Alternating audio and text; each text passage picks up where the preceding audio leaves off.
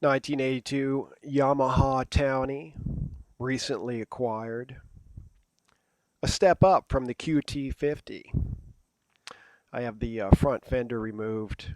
I've got to tweak the front tire.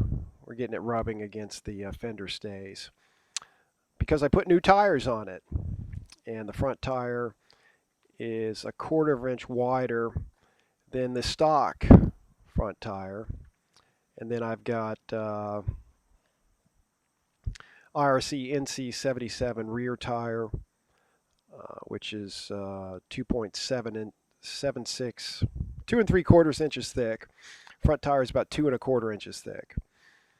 And generally, when you buy one of these bikes or similar bikes, the first thing that you need to replace are the tires.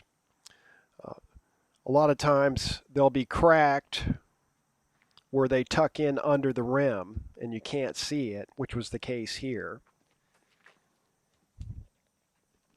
And once you take the tires off the rim, they'll be all cracked where they tuck in under the rim. And, you know, if they've set for who knows how long, they ought to be replaced. And, you know, there's a reason they have that expression, you know, when the rubber hits the road, because that's the most important part of your bike. So,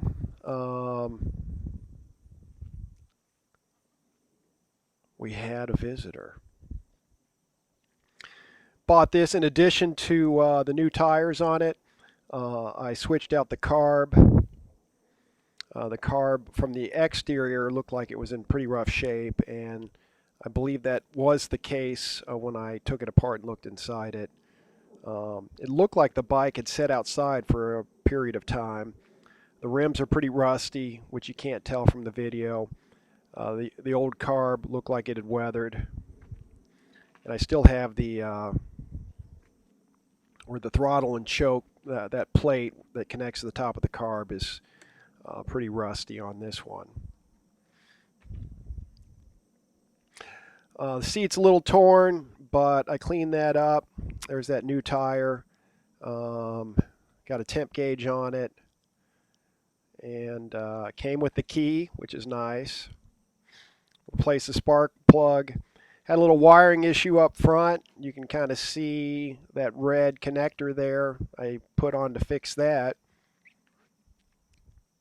Someone had tried to hack it together, and hack jobs rarely ever work out. Changed the oil in the tranny. Changed some hardware, new rear tire.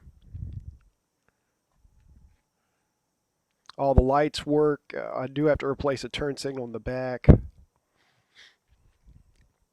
I replaced that turn signal lens, but I also have to replace that bulb.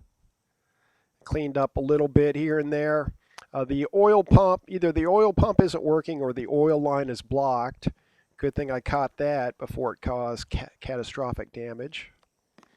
Actually, it was working initially and then it quit, so I got a feeling it's just blocked. So let's take this thing out for a spin. Also put in a new battery. And oh, even though it does have a plastic gas tank, someone had left some gas in it that had dried up. And when I put new gas in it, and I've got a clear fuel line, I got to see a bunch of red gunk go into my fresh carb, which later caused a gas leak. So I had to take the carb apart again and clean it and put it back on.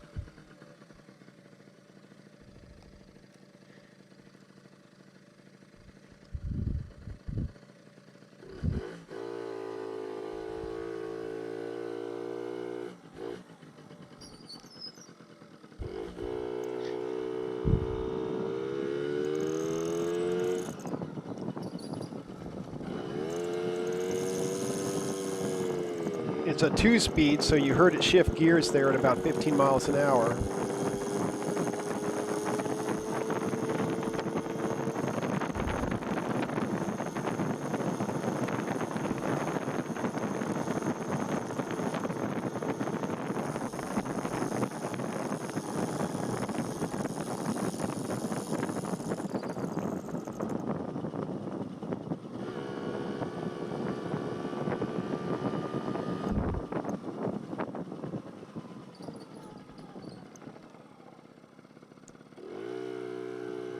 got a little bit of a cold here. So I've got dealing with the sniffles and an urge to cough. I'm trying not to cough. So we'll see how that works out. Anyhow, the benefit of having the temp gauge is you can kind of take it easy until it warms up. And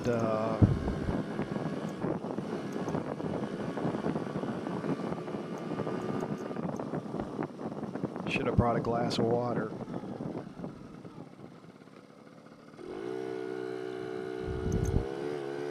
So like the Yamaha, this is also 50cc, but that 2-speed transmission makes a heck of a difference.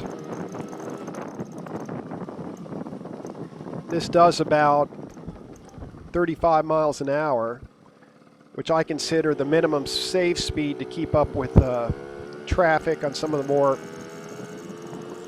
heavily traveled roads nearby. I'm just kind of tooling around in the neighborhood here. If you follow my videos, you remember the yellow Yamaha I had doing 28 up this hill. This thing will get up to 30, 31 uphill, and I thought 28 was good.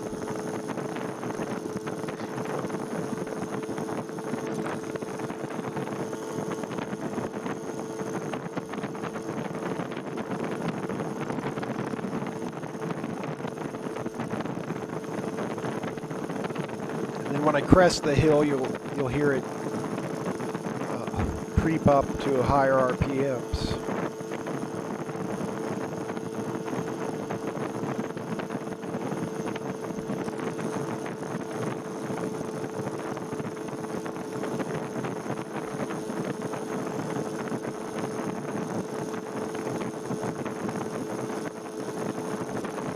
I keep riding it, and every time I get on it, I say, I gotta clean that mirror, gotta clean that mirror. That mirror came with it. It originally had both mirrors, but someone had broke off the right mirror. Yet the bottom of the mirror was still screwed into the handlebar.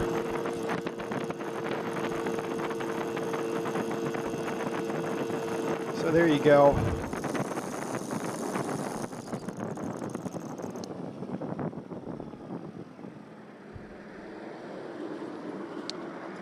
This bike is really quiet. It's all stock, except I changed the air filter and upjetted to about an 80 plus jet.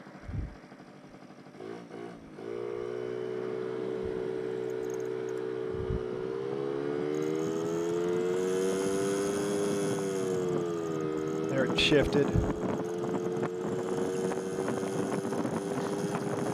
A lot of times people put too much oil in the transmission case, which will make it shift later. This only holds about 15 ounces of 10W30 oil.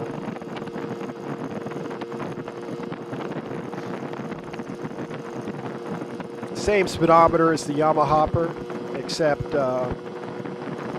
you get to explore the region beyond 30 miles an hour on a regular basis.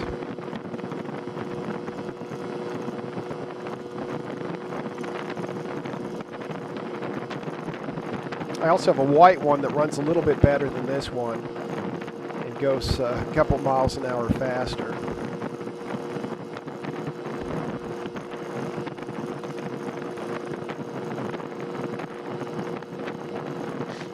So the plastic gas tank is an upgrade over the metal gas tank of the QT50. It's got the dual shocks instead of the mono shocks, 2-speed transmission instead of the single speed.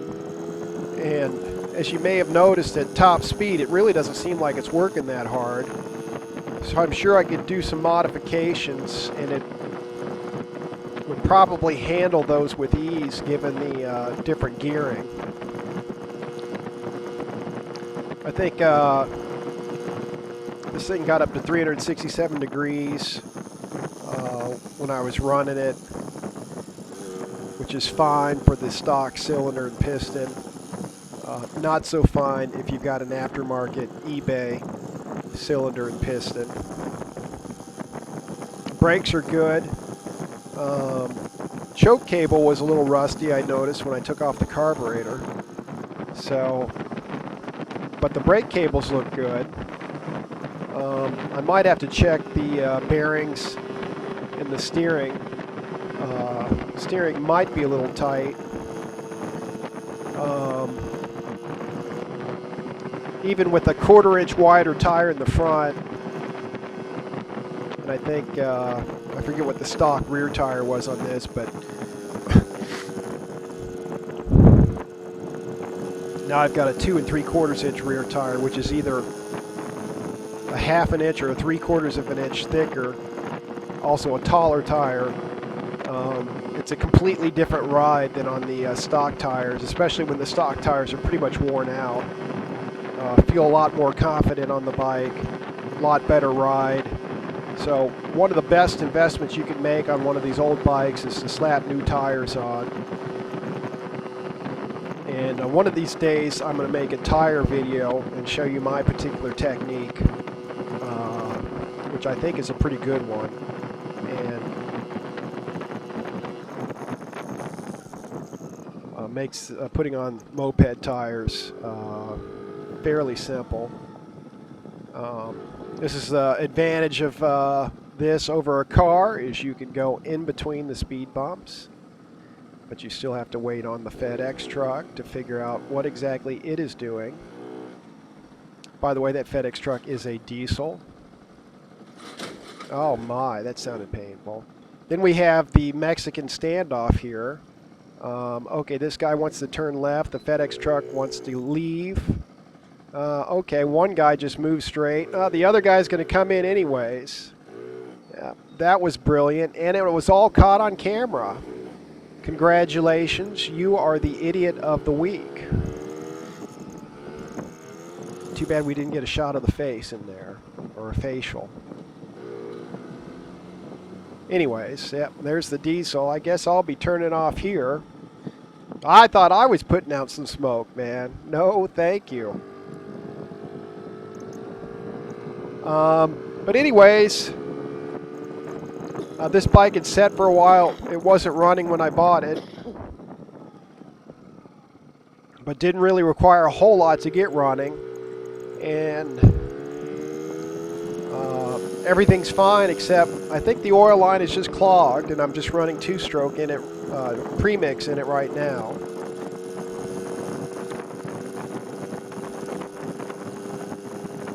But these are a lot harder to find than the QT50s. But if you can find one, it's definitely an upgrade. I've read stuff saying that the frame or something like that twists at really high speeds, but it seems really solid to me. I'm not sure what really high speeds are, 45 miles an hour or something like that. Of course, I've had it going downhill about 40 miles an hour and didn't notice anything. It seems like it's real solid. It's got the taller 16-inch front tire as opposed to the 14-inch on the Yamaha. So that probably contributes to a better ride, better braking.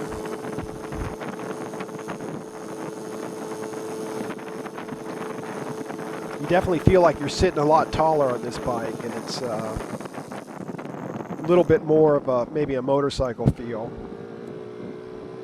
But yeah, I've been wanting a Townie for a long time, and I found two. Both required a little bit of driving. One was running, and this one wasn't. I'll make a video about the white one later, which is a better running bike. Although I don't think it would take much to get this one running similar or better than the white bike.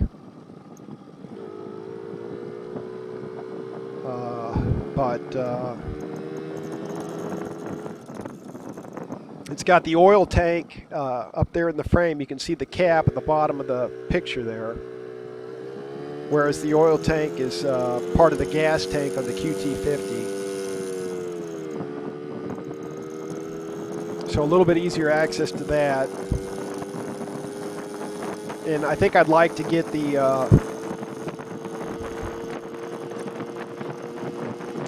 oil pump running again. Probably just need to replace the oil line. And I'll probably replace it with a clear line, so you can, at a glance, make sure everything's working as it should.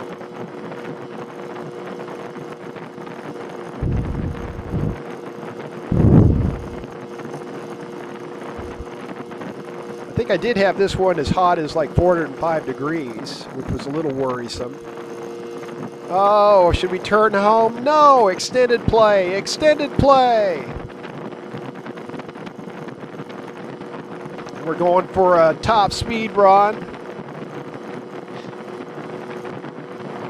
You know, maybe, of course, that bigger front tire, the speedometer, I think is going to read slower than it's actually going.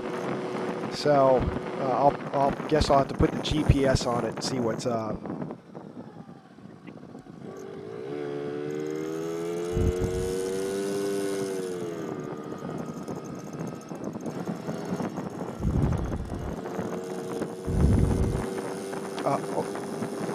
Basically what I mean is a wider tire is going to be a taller tire, and obviously a bigger tire. I assume the speedometer is calibrated for a certain size tire. If you change to a bigger tire, it's not going to read correctly. But as I said in my Yellow Yamaha video, these speedometers rarely accurately reflect the speed at which you are going. Okay, are we turning in? Are we turning in? Or extended play? Part 3? No, we're turning in. Hey man, it's been fun. The Townie. There's the Arrow 50 getting the battery charged. Yeah, it runs through, you know, all-terrain vehicle. We're going to take her and put her in her nice, comfy home. Oh yeah. Hey, thanks for visiting. Ride safe.